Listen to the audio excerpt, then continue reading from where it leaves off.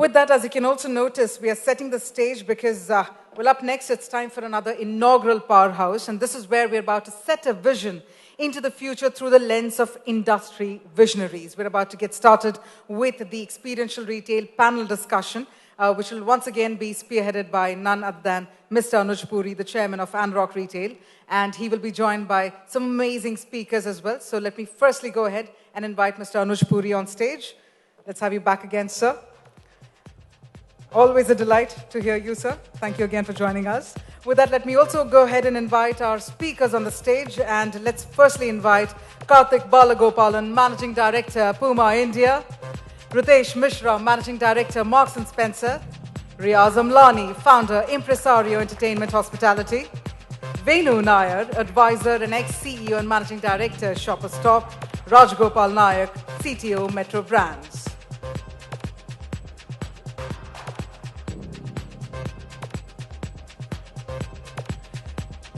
Ladies and gentlemen, I know one thing for sure. You and I, we're all fans of all the work that our speakers have curated. Can we have a fandom-like round of applause? Yeah, zoda taaliye ho jaye. That becomes my cue to hand over the proceedings once again to Mr. Anuj Puri. It's time to kickstart this very interesting panel discussion. Over to you then. Thank you very much. And after that interesting session with Mr. Chunky Pandey, we're going to have a little bit more serious discussion on what is happening with the experiential retail. I mean, it is an interesting topic, experiential retail. How do you make sure that you're being able to provide experiences both online and offline to your customers? I have a very eclectic panel, as was introduced, and it is going to be about 45 odd minutes because I think some of the team members here have flights to take it, so I'll be quick. Karthik, let me start with you. It is an interesting thing on experiential retail. I do want to understand is that why has it become a buzzword today, experiential retail in the retail industry, and what is the relevance of this word experiential retail? Can you hear me? Okay. So first of all, Anuj, thank you for having me, and good day to the audience here. The way I see it is that basically consumers come for the brand and the product, but they essentially return for the experience. Yeah. So they essentially return for the experience. So the product and the service is not the end of the experience, but the beginning of it. I think earlier on we heard Sailesh talking about relevance, and I think all brands need to craft meaningful, relevant, and engaging experiences because that's the expectation. It's par for the course these days. I think brands also need to employ storytelling ingenuity, high impact product presentations, high quality content, and this can take like various forms, right, in terms of experience. I mean, this can be digital integration, ease of shopping, the ability to integrate social in the consumer journey. We know all consumer journeys are, unique, they're non-linear. It can take various forms. So I think this is here to stay. And like I said, I think experience at the end of the day is a sum total of how you feel. And that's what gets you back to shop with the brand again. Karthik, I'm going to ask you a little bit probing question. You use this word called as unique. And the way that I understand unique is personalization. So, when you're doing the personalization, does it invade privacy? So I think we first of all need to clarify what personalization is. I think from my perspective, personalization is ultimately using customer triggers to optimize, content, timing, delivery, offer in a ideally one-to-one experience. Okay, it should be real time. It should be one-to-one or one-to-many, can be, and should be friction-free. We don't share any data that we collect through impression, right, interaction, or transaction. So we completely only use it in a non-anonymized manner. An anonymized manner. And this is not shared. So user privacy is completely guaranteed from our side. Yeah, no, good point. Very good point. Yes, pandemic really accelerated the move towards online shopping. We just want to understand is in terms of Puma India, how did you navigate that shift? So, good question. I mean, again, I think here, I think couple of principles that we believe in very strongly. I think we think the channels are complementary. They don't eat into each other. We always like to look at it as consumer first, channel second. Okay. And we were early in the digital game. We adopted digital very early. After all, this is where the conversation is happening. So we need to be in the consideration set when it comes to talkability, searchability, discoverability. We were, 5 to 6 years back, we adopted digital very heavily. We were actually one of the first brands to also have a brand.com presence in the country in 2011. So it is again, like I said, consumer first, channel second. So we try to be relevant with a meaningful offer across both channels. Riaz, I'm going to come to you. You're a celebrity on this panel. Guys, you should know him. If at 2 a.m. in the morning you need a place in a nightclub or a restaurant, he's the man, to connect with. And, in terms of relevance, I've known him for many, many, many years, and look at the relevance that he's had, whether it was the Smokehouse Delhi or the Saltwater Cafe that you've had is, Riaz. Fantastic job that you do it, Riaz. Phenomenal. I'm going to carry on from Karthik. I just want to understand, this social media influencers, it is coming up. Does it really genuinely have an impact, when guests give you the reviews? People do genuinely read it and come after they have, read those reviews? Well, influencers is someone we all love to hate and hate to love. I think that when you're building a restaurant, you're really trying to create buzz, right? And a buzz is how often do you hear that word or that sentence, right? You say, how people talking about it? Do you hear it at work? Do you hear it in your gym? Do you hear it, while you're hanging out with your friends? Do you open up your Instagram and do you see people talking about that, right? So that creates this kind of aura or this buzz that is created. And I think that helps. And then influencers are a part of it. But, word of mouth, peer-to-peer reference is always more powerful. But for just the word to spread, of course it helps. You cannot negate it. You could argue about the pluses and minuses and how ethical it is, etc. But the fact remains that more and more people are, and when they're following people on social media, they kind of build a relationship with them. Like it's a personal relationship. So in a way, it is kind of a surrogate peer recommendation in that sense. Interesting. Yeah. Riaz, also, you mentioned about the buzz, the word of mouth, and, we often see is that a new restaurant, new place, a new sort of watering hole comes up, gets in all the attention, media, everything. But those concepts usually are very short-lived. We were discussing earlier with Chunky Pandey is that, the fertility on this mortality is very high in this. You've been relevant throughout. I mean, look at the names that I took on. I mean, they've been there for a very, very long time. What are you doing different in that? I guess just been very, very lucky.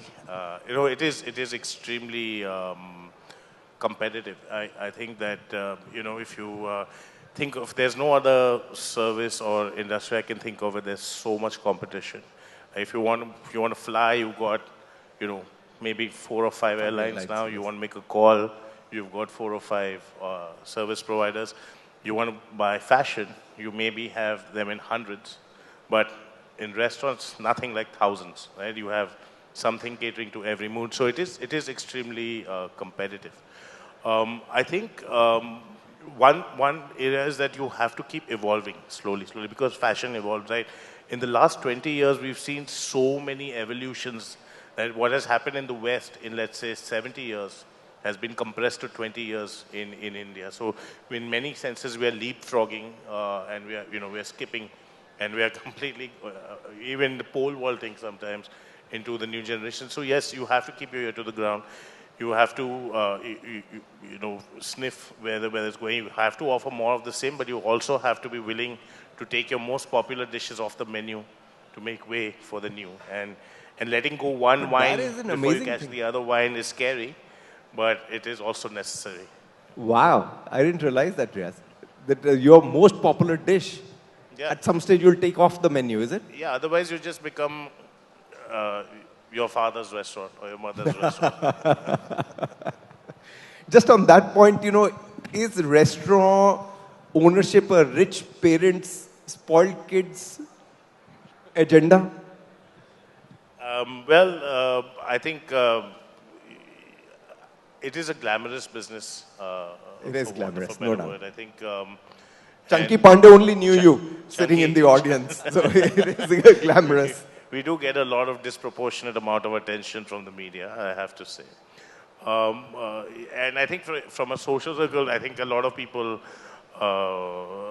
it becomes a calling card. You may have a balling, you know, a company that manufactures ball bearings, and you may be doing 1,000 crore card turnover. But people don't tend to know you. But you know, you mention a restaurant which is doing well, it becomes a little bit of a calling card, and a lot of people use it for various purposes. But I think yes, I think there's a certain amount of glamour attached to it. But the moment you get into it, you realize that the glamour just hightails out of there, and then the real work begins. So it is. I think that slog is what gets everybody out of the business, but the grind is hard. Yeah. It is hard. Last two questions, Riaz, is that you know, we're talking about this experiential,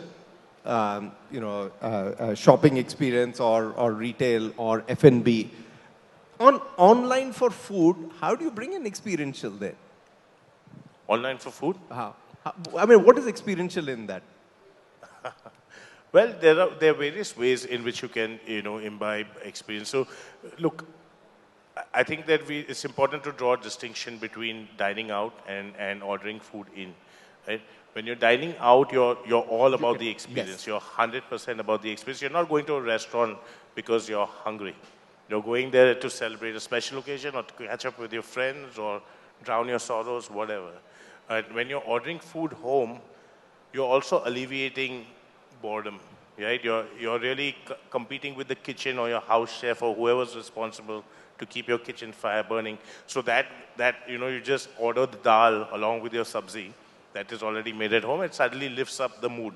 But various ways of making it, I think packaging becomes very, very a part of it, because there's some degree of storytelling, and it kind of, while as you open up the food, you start preparing for the kind of meal. So if the food is packed with a certain degree of reverence, you will attach that degree of reverence to the meal. And if it's thoughtfully done, or there's too much sellotape, or it's yes. cumbersome, or food spills, then you then that sets your Good expectations. Point. A lot of times people will put a little QR code with a Spotify playlist, where we'll put there. And also, I think there's a little bit of experience that you can do, which is tactile, which you can touch and feel. So, the choice of cutlery you use, the choice of crockery you used, is there any customer delight that you put in there, like an Easter egg that can surprise somebody when they open it up?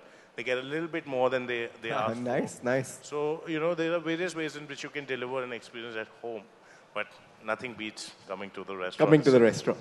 And lastly, Riaz, on the private equity, are they still very keen in the F&B space? Yes, of course, they're breaking our doors down. No, I think the consumption story is there.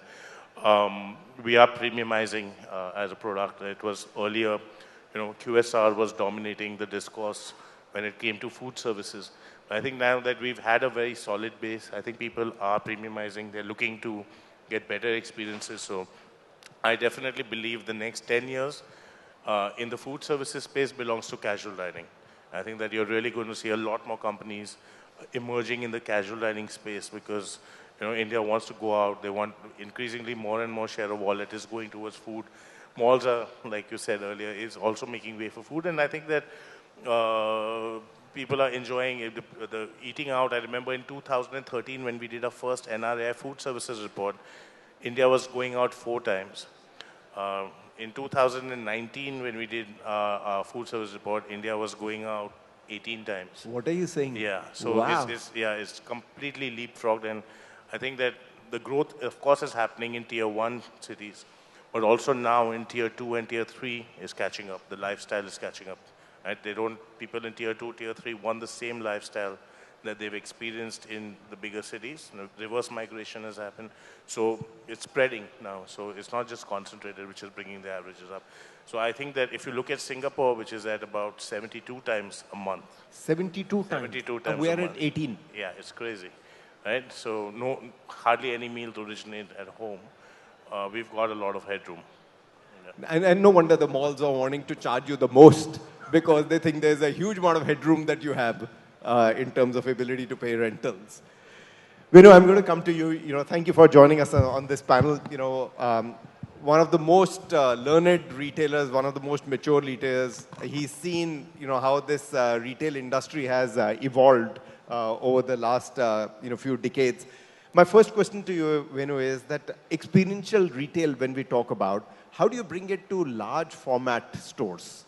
I can understand Riaz mentioned about, F&B, Karthik mentioned about, bringing it into sports, bringing in through getting in the people within the retail outlet. But in a large departmental store, large format store, how do you bring in experiential retail? I think when it comes to large format stores, it becomes the sum of many small parts. There can be different ways of doing it, and it is done differently. And if I give a few international examples, and then I'll come to India. And recently, Selfridges, which obviously has always been in the forefront when it comes to retail per se, and sneakers have obviously been fashion in the last 2, 3, 4 years now. And they've taken it to the next level, and right on the third floor, second floor, wherever the footwear shop is, just next to it, they've created a whole sneaker repair center. Oh, right. And it's not as if you bring the sneaker in and you will get it repaired immediately. You give the sneaker, get a receipt, and it's all done very tastefully, nicely, where the whole process of taking the sneaker, it's like when you're giving a car, you mark where the nicks are and so on and so forth. They give you a sheet, and then you come back in 2 weeks, which is when you get it back. And it's just taking it to a different level. Or if I give you a different one, Nordstrom, again in the US, and something as pedantic and boring as picking for online. And most online, large department stores are omni-channel, they pick from the store. Again, on the second floor, which obviously is the less productive floor, right in the middle, they've created this whole section where the picking, packing of online orders is done right in the middle. In the middle. With just a cage around it. And so it's there for people to see. It's theater, it's acting. People are just going about their jobs. But there is action, there is activity. And it's something that they can see. Nike is obviously very famous, and I know Karthik won't love me for saying this, but Karthik, Nike with and again, Nike Town, the whole drama of creating, getting your name printed on the back, right in the middle of the floor, where that whole personalization is done for everyone to see. Or Levi's did it more recently in some of our stores in Shoppers Stop, where they had, along with them, we had tailors right in the middle of the shop doing the alteration. Now, each of these on its own are small examples, but when you do that in the middle of the store, what you're doing is creating theater, creating drama, and that becomes part of the experience. It's something people remember, people get, when they go back, that's what they remember about that whole destination. Eventually, for large format retail, it is about creating theater on the floor. It's about creating drama, and that's what experience is about.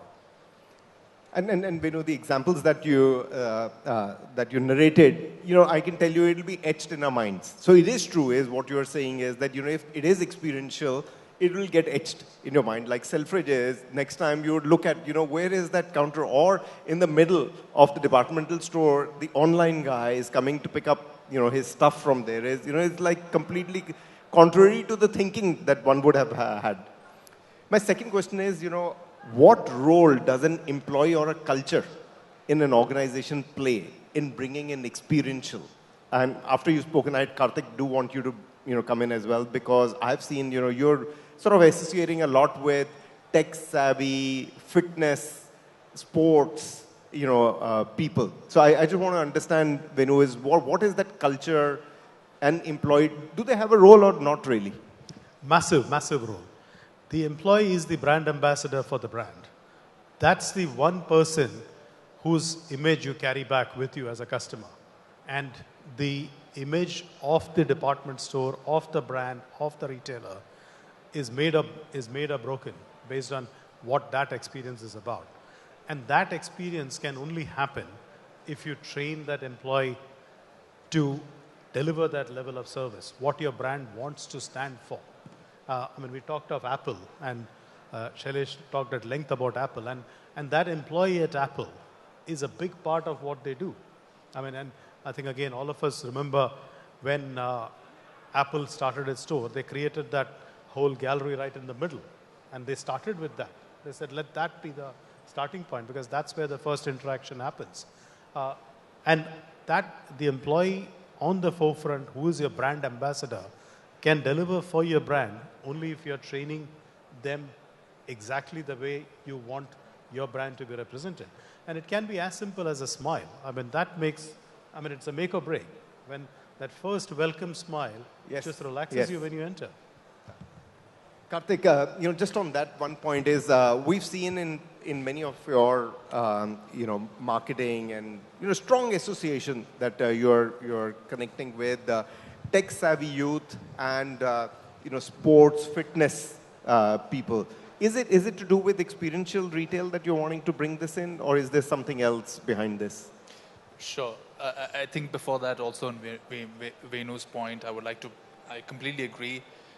What we try to do is always impress upon our store teams that they are the CEOs of the store. These are the employees. These exactly. are the sort of managers teams, of the stores. They're the CEOs, and they're nice. And they don't work for us, but we work for them, so that ultimately they can then leave their thumbprint on the customer, right, and basically have a great experience.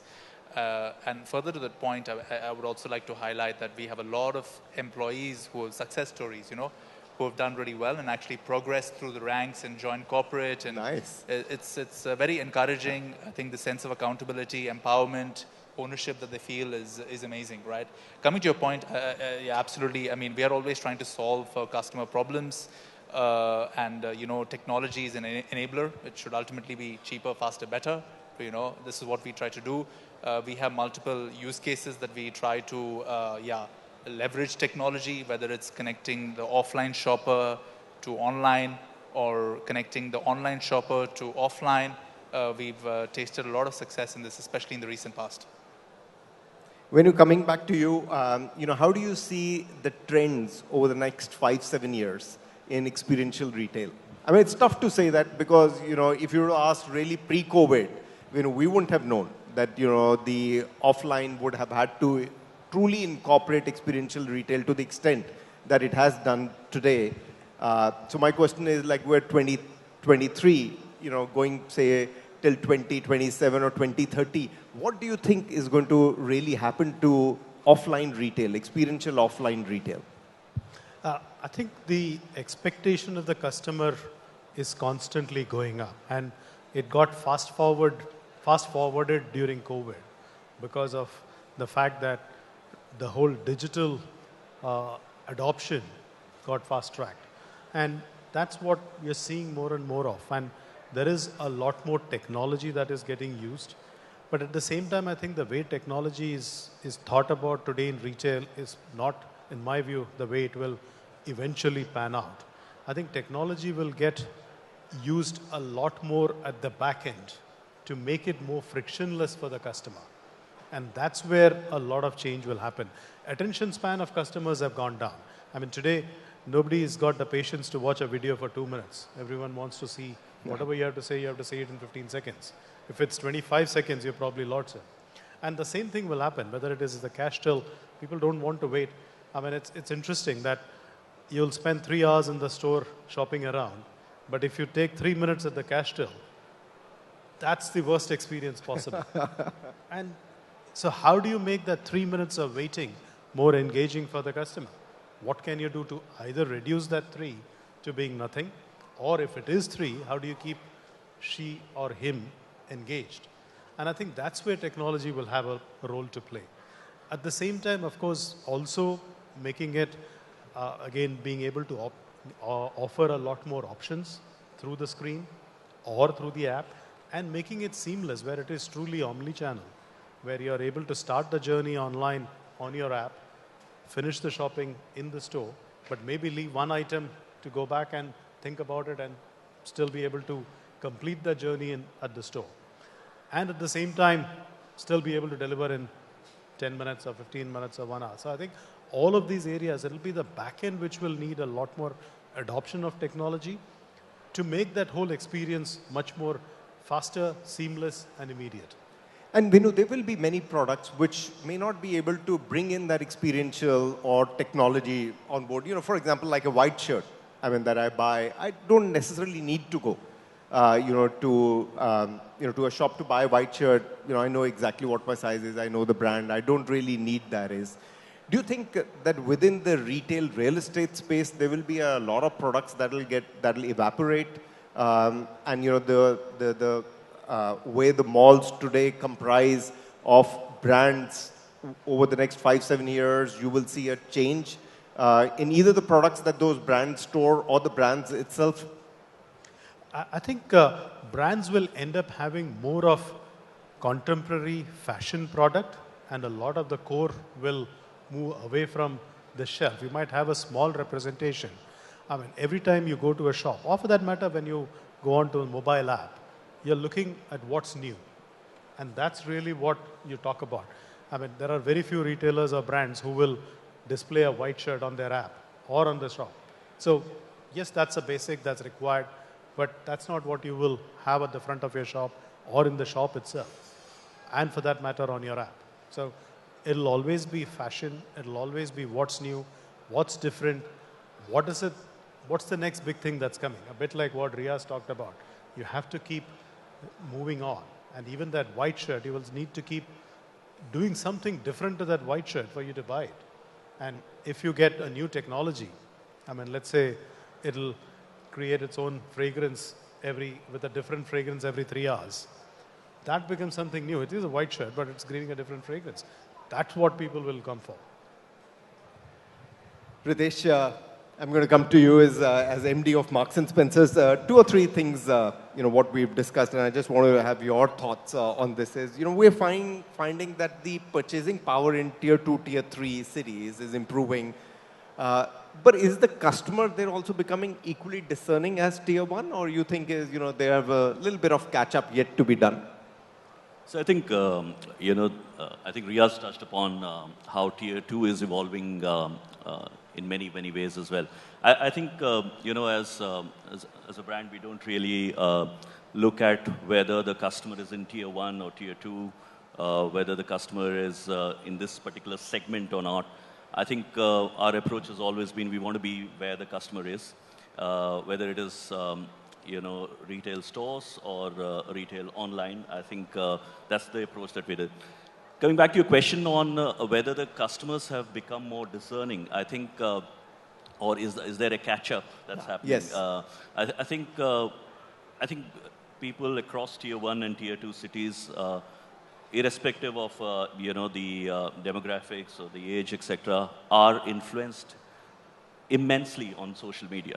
And I think that's where they are picking up, many clues, many insights. And it's for brands to sort of pick up where do our customers really are. And you may want to tailor your product strategies, your marketing strategies a little bit, as long as you're within what you stand for as to your customers. But I do believe that tier 2 is a fantastic opportunity for any brand, and India is growing significantly in those markets. Growth rates of tier 2 are up and beyond tier 1. But what's also interesting to find, what is the tier 2 market in a tier 1 city? And that's the nice. interesting cluster to always keep looking at. Tier 2 market in a Tier 1 city. Yeah. Give me an example. So you could, you could look at NCR, for example.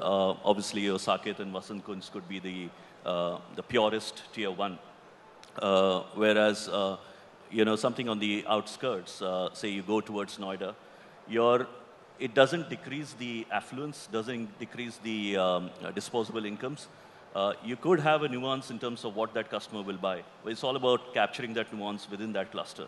So you could still have the same strategy for a Tier 2 market in a Tier 1 city. Interesting. And that leads me to the next question is that how do you define your marketing strategies then, Ritesh? Is because one side we are saying experiential, other side we are saying is that the customer is changing within the same city as well as the example that you gave is maybe select city customer is going to be perhaps a very, very different profile, not in terms of purchasing power, but in terms of taste to a customer getting into a Noida mall. How do the marketing strategies uniformly play then? So I think, Anuj, the first thing is you've got to stay true to what you stand for. And I think you've got to have one single defining statement as a brand. And if you want to communicate that across, it is through your below-the-line activities on marketing or product or tactical ways in which you could address some of the nuances of the customers that you find. It's also about, Venu mentioned about how the customers are evolving as well. And it's also about, the expectations is going up. And you've got to be absolutely agile to, capture those insights and be quick enough to address it. There's a lot of talk around digital marketing, how you could, use social media influencers we spoke about to sort of drive that. And those are fantastic opportunities to do. How you could do that online on your app as well, personalization, and how you would also keep a right balance between personalization and standardization, because that's something that you would stand as a brand as well. And that's why the customer is coming to you. Yeah. And that's what my next point is, really, Ritesh, is, in terms of personalization, you want to give a unique experience to the customer, yet you don't want to intrude. How does that balance, a unique experience, versus giving a customer, practical chance to really go out and shop? Yeah, it's a very interesting one which we constantly sort of in our various trade and business meetings sort of think of how do you actually get through what the customer really wants when she's coming into your stores. I think it's important that you understand the strength that you have as a brand. Do not try to become someone else. It's a very, should I say, an area that you would be tempted to do. You would see some of your competitors doing something and being hugely successful, and there lies huge temptation to change. There's also this whole, we sometimes abuse the word omni-channel a lot. We are actually multi-channel in many ways. But it's also about understanding how you could have a single view of your customer. Anuj, as a loyal M&S customer, where does he shop? What does he shop? And then you could derive as your insights on why does he shop so infrequently, and what can you do to sort of bump that up? So all strategies are sort of targeted towards finding out what that specific customer, whether she is shopped online or offline, how do you actually use that insight to target and upgrade the bill values? In many sort of tactical areas like within the store, how do you actually display products? Interestingly, sometimes you got to educate the customer as well. They may not know what your product stands for. They may want it, but they don't know about it. We did a lot of work around, when COVID was over and people were coming back to offices and formal dresses for women was very much in demand. We also had shapewear, which, a lot of women who would want to dress in a particular way, we would pair it together both on online as well as in stores. Oh, nice. And saw immense increase in our basket values. So it is some of those tactical things that you may want to keep doing, which you pick up through that single view of customer. What we picked up was that this customer was picking dresses and shapewear together. How do you use that in your stores as well? But my last one, Ritesh, is when we talk about experience, you immediately connect it with malls, and it's a much better experience, much nicer, right from the parking, to getting into the access.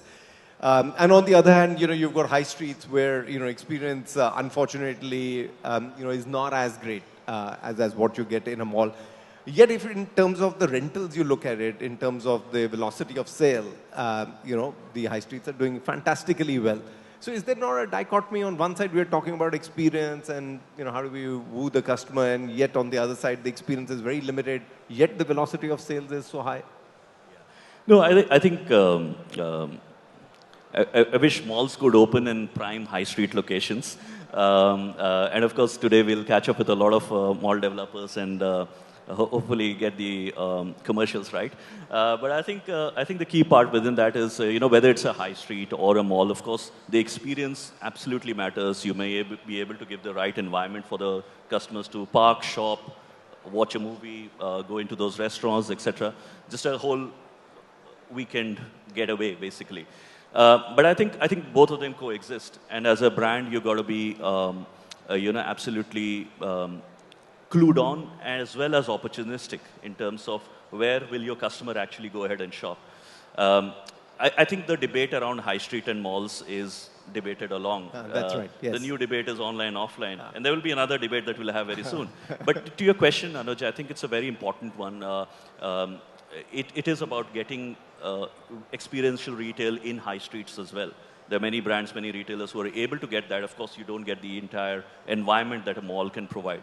And similarly, in the malls, how do you get not just use your area, but the strength of the mall to understand the commonality of the customers? I mean, this is a super interesting panel. I can go on and on and on. But Raj, I'm going to come to you for the final set of questions. If you look at it, all the panelists, Raj, have touched upon technology. And, Venu said beautifully is that, technology is one thing which is going to make it less friction. And, it is one thing that going 5-7 years from today, you are going to see more and more technology. I'm a big fan of your brand, Metro Shoes. I just want to understand that from your perspective, how can retailers imbibe more technology to excite the customer? Sure.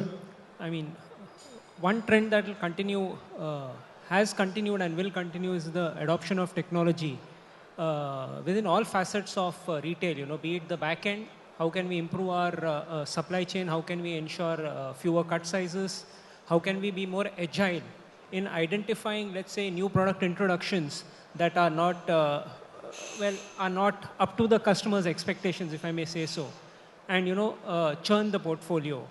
Now, let's take a simple example of technology in retail. Everybody talks of AR, VR, virtual try-ons, right? So let us see what it can really benefit an organization with. Whenever a customer walks into your store or goes to your website, one of the things that we try to do is, gamify the experience to improve dwell time. Yes. Now, what does that mean for us? I mean, the customer also values his or her time important, right? The more and more they spend on your particular format store or website, they are more ingrained or more committed to your brand, which means that few things with try before you buy, one can look at hopefully reducing the number of returns, something that plagues us, especially in the online channels, right? All of us. The second is the chance of a post-purchase dissonance also reduces. And this is the place where technology really helps ensure success. What is the most important thing about virtual try before you buy, for example, is you get an inroad into his or her, the customer's thought process as to what they want to buy, especially through those items which they eliminate from their choices. Something which otherwise only will be possible in, let's say, smaller format stores wherein you have, effectively a salesperson who's engaging you continuously, right? Here, technology actually does away with the need for that, right? How can we leverage that is a small example of technology can change life for us. Thank you. Raj, my final question is, we've discussed about this experiential retail, and, one of the measures of success is revenue. How much revenue you're being able to draw extra. Is there any other matrix that you can look at it in terms of defining that, yes, we have been able to do innovatively experiential in retail? Sure. So all of us at any point of time are trying to do something new for the customer. That's a whole part of the brand and customer engagement strategy and a differentiator for us, right? While revenue growth is important, or the incremental contribution to revenue, there are many other aspects that are there. You know, whenever anyone takes up a project for changing the retail experiential quotient, right? It's important first thing to have a one-page charter in place, which tells you what we are trying to achieve. The reason I say that is, you know, during the course of the journey, with a lot of inputs that come in from various stakeholders, from customers, one tend to forget, you know, what one had planned to reach to begin with. Now, that being said, well, there are other areas one can look at, right? Dwell time, or an equivalent of that being increased footfall traffic and conversion, or website traffic and conversion. The other area is improvement in the metric being the consumer engagement and feedback. I think that is a very strong harbinger of where your brand or the change that you're trying to achieve is really seeing the light of day. The couple of others are, of course, in the area of focusing on when you try something new, one has to take a step back initially and figure out that will you be able to scale this at cost? Otherwise, it ends up being a pilot, an annual goal sheet item that one completes and one doesn't see the light of day. Thank you. Thank you very much. You know, it is a very interesting topic, you know, experiential retail. I mean, it's also a very evolved topic.